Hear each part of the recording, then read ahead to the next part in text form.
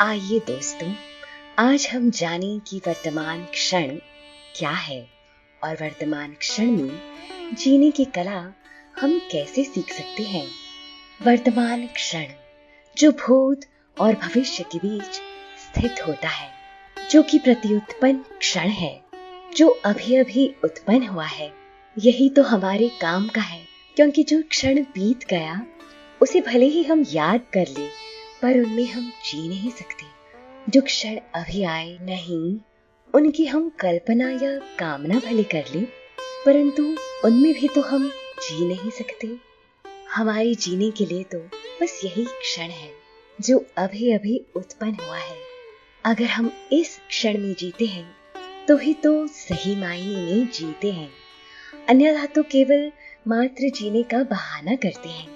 बल्कि कहा जाए तो हम जीते ही नहीं, क्योंकि हम भूत और भविष्य में निरर्थक ही अटके रहते हैं।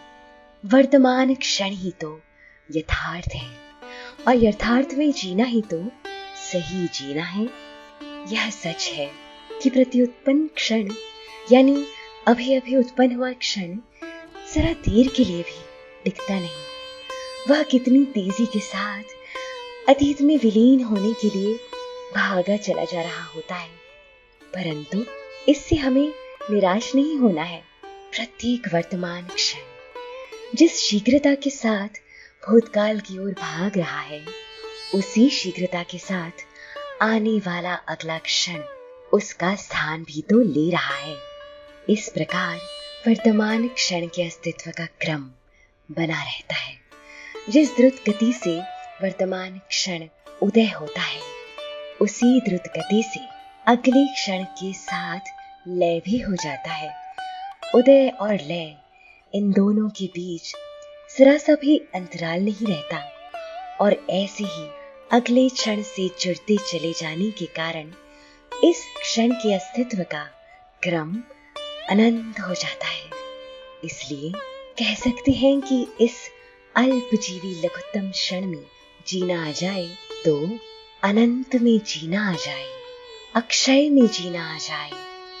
इस नन्हे से क्षण में जीने की कला हासिल करने के लिए ही ध्यान साधना आवश्यक है, जिसमें कि हम इस क्षण उत्पन्न होने वाली स्थिति को बिना भूत और भविष्य के साथ जुड़े हुए उसे यथार्थ स्वरूप में देख सकने का अभ्यास करते हैं।